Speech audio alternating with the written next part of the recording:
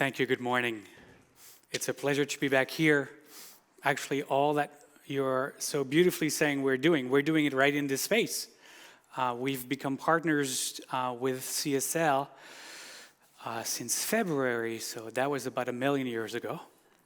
And we have the pleasure to meet in this space on the first and third Fridays of every month. So you can come and share in our ecstatic music right here together. Everybody's always welcome. It's an honor to be here, and I just want to start and acknowledge the loss in your community.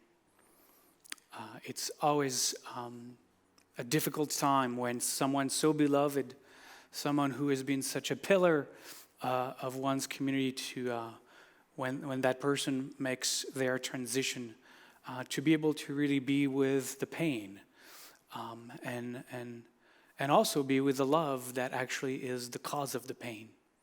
You know, if there wasn't love, there wouldn't be pain. And that's the reality in which we human beings exist. The greater the light, the more painful the darkness sometimes. So I just want to start acknowledging this. And as I first walked into the space and became aware of this difficult moment that you are all moving through, I asked about Darlene. And what I was told is that she was in fact the embodiment of joy.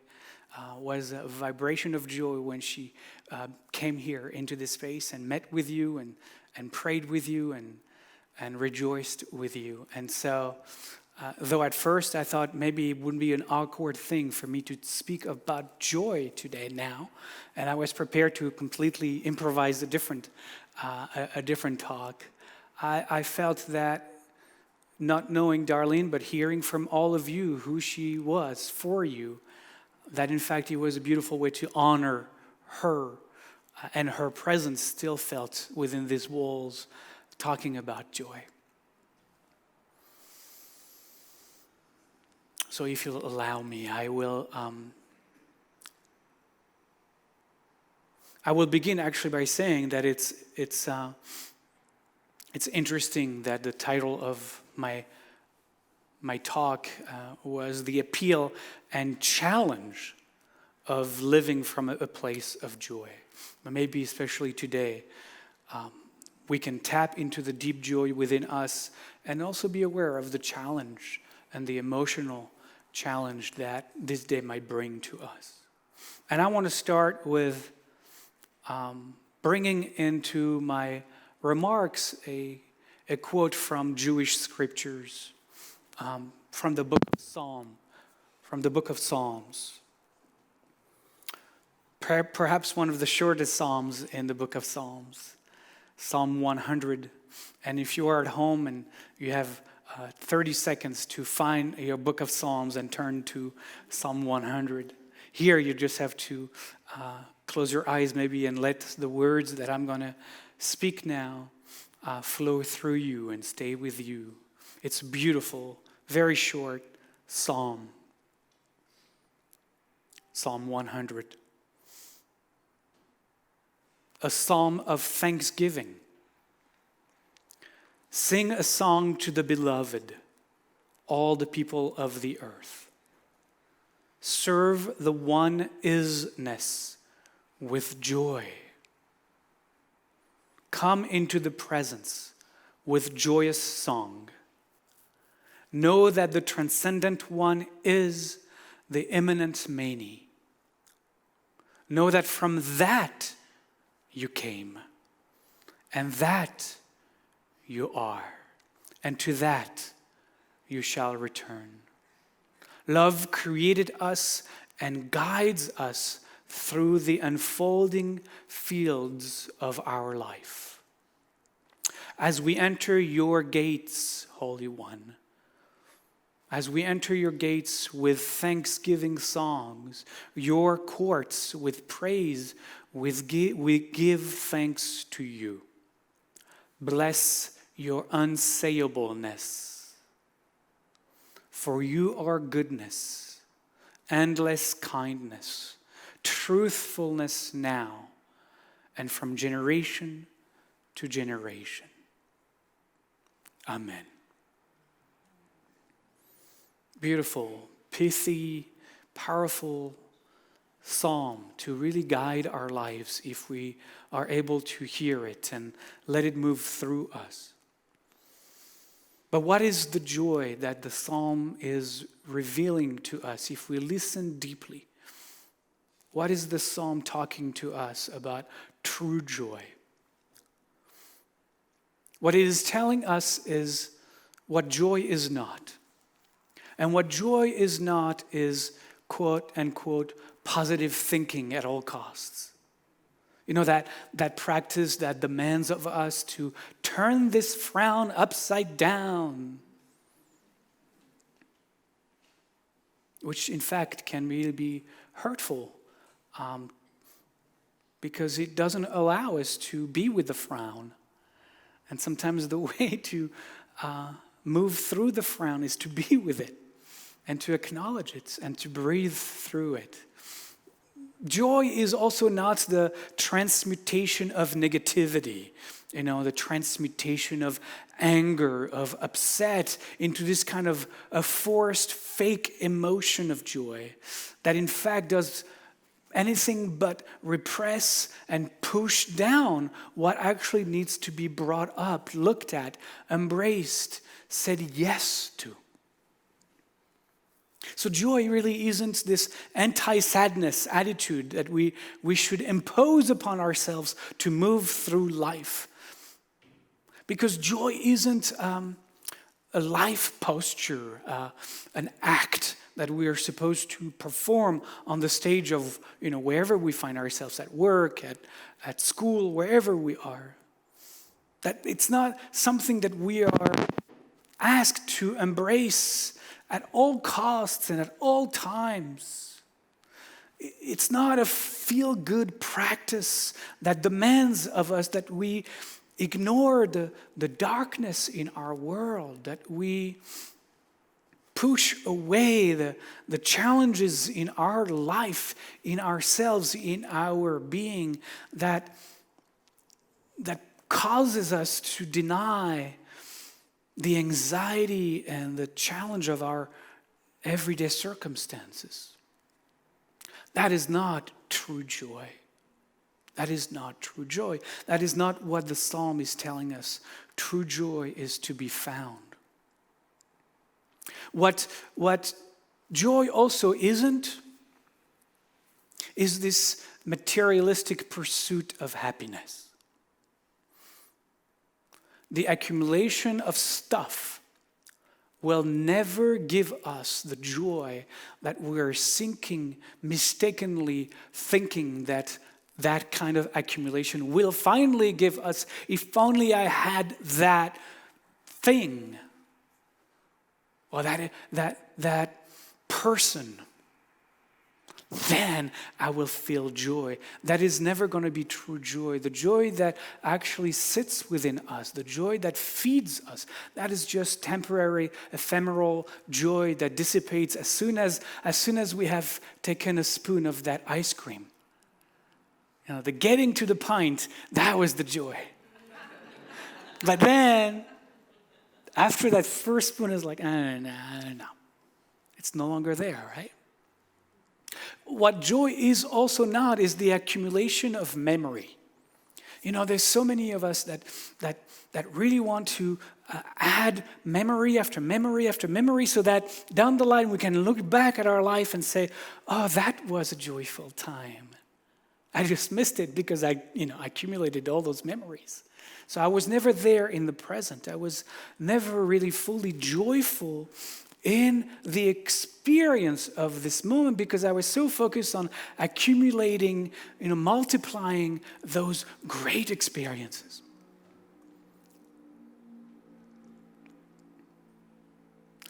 Most importantly, what joy is not is the multiplication of selfies.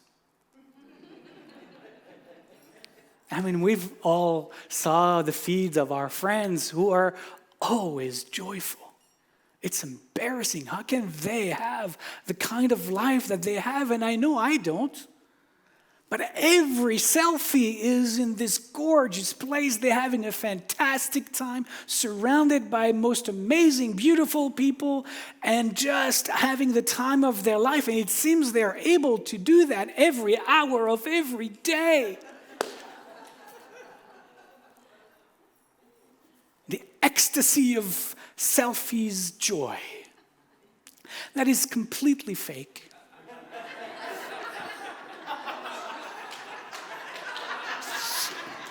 Actually, I was thinking I'm surrounded by beautiful, amazing people in this gorgeous landscape. I should really take a selfie of myself so that I can accumulate selfies and experiences so that I can talk to the people I know 3 weeks from now and say, look at where I was.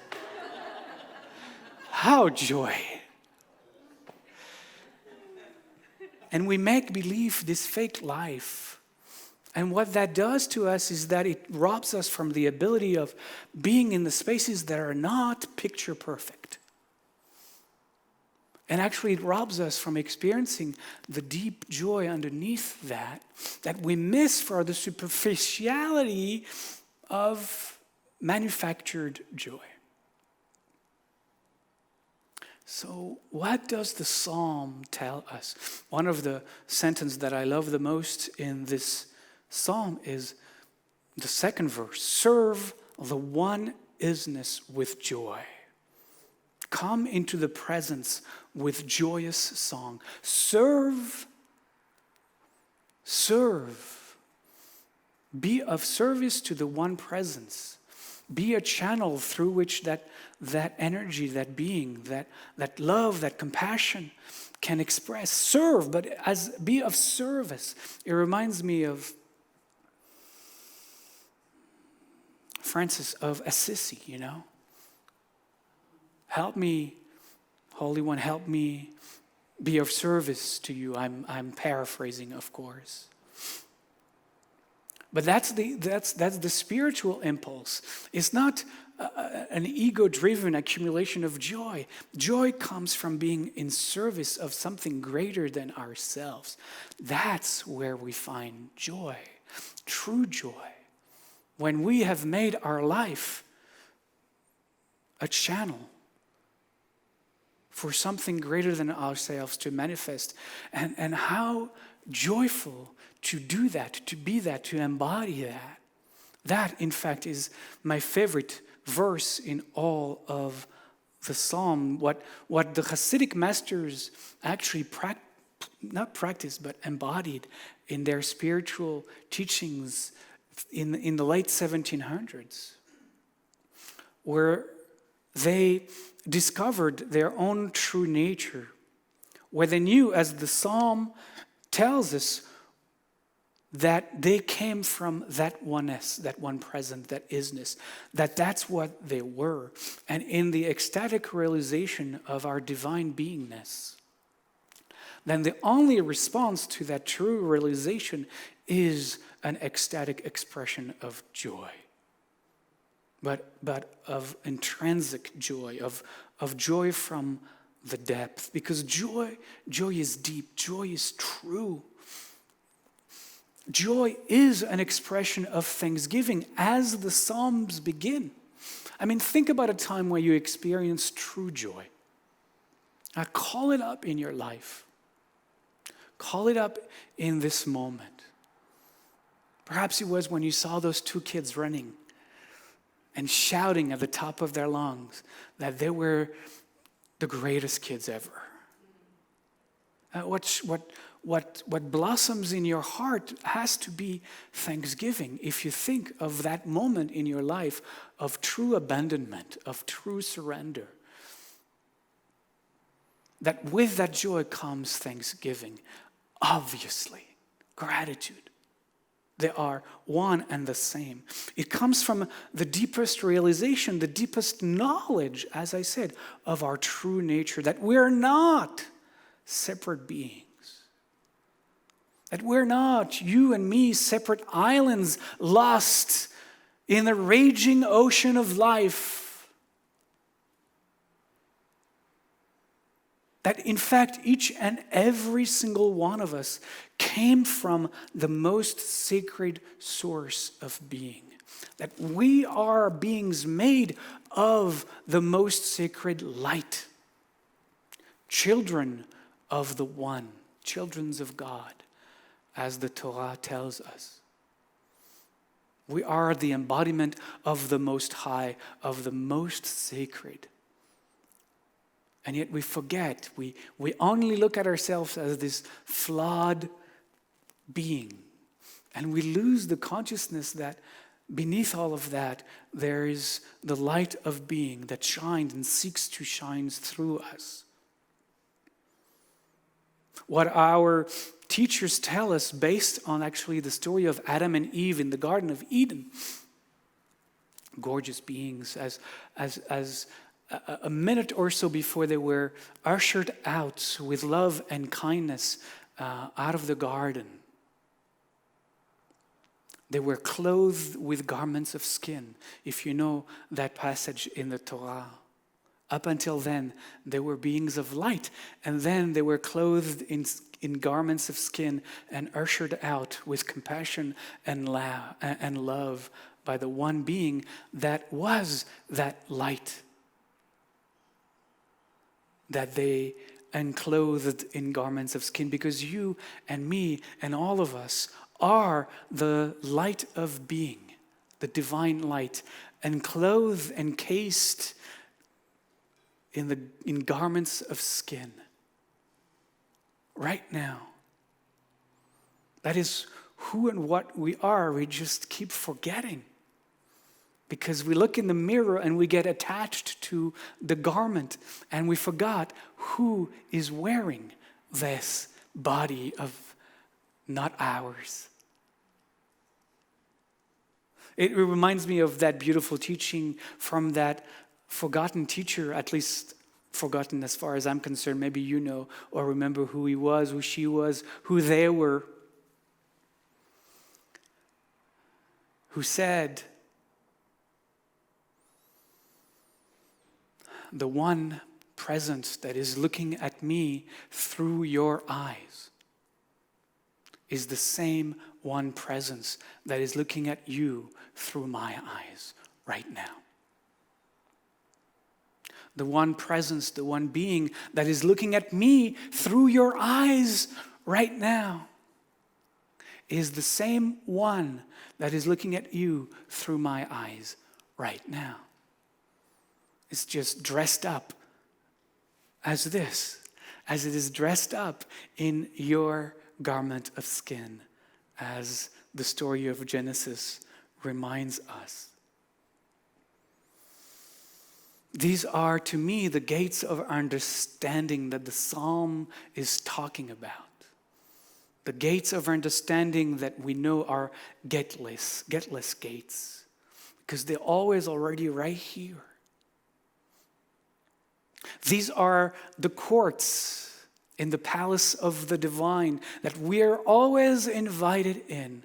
The courts of realization, the courts of awakening that the psalm is speaking to us about.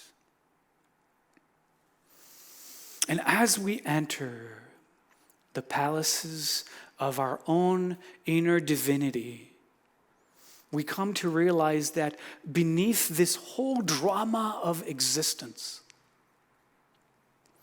everything is fundamentally okay. Everything is fundamentally okay. I use this image when I lead, when I do guided meditation. I invite people as they are sitting to sink a little bit beneath the chaos of the waves of consciousness crashing in each other, in the turmoil of our life, to sink beneath the surface, taking a few deep breaths. And to let the chaos of the swirling of issues and problems and for and against and all that is happening in the world that is triggering, that is angering, that is whatever it is doing. and to sink beneath the surface. In fact, to let themselves drop farther and farther below the surface. And to finally, as we relax more and more and breathe more and more deeply, to sink so low that we are all sitting at the bottom of the ocean.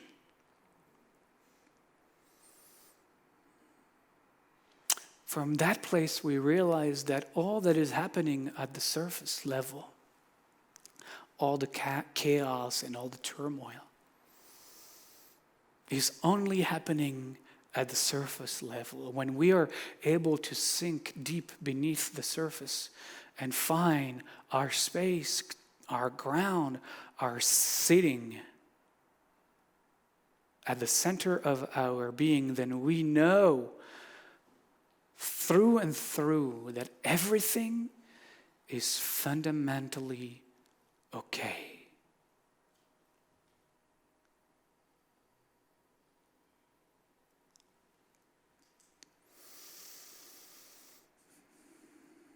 And when we drop into this kind of quiet, silent spaces within ourselves, and we come to know that we are guided, that there is a deeper guidance that, if we are able to listen, is actually moving our lives through the chaos, through the forests, through the difficult times of mourning, of wrestling. And that force, that guiding force, is a force of loving kindness, a light of love and compassion. And when we're here, when we are in that space right here, deep within the heart, then the only possible response to that kind of knowing and awakening is to literally and figuratively drop to our knees. But drop to our knees in ecstasy. Drop to our knees in thanksgiving. Drop to our knees overwhelmed by the joy of being pouring through us, filling us, embracing us. An ecstasy of joy and thankfulness and gratitude, which is what the psalm is exactly pointing to. Because joy isn't something we do, isn't something we practice. Joy is something we inherently are. Thank you.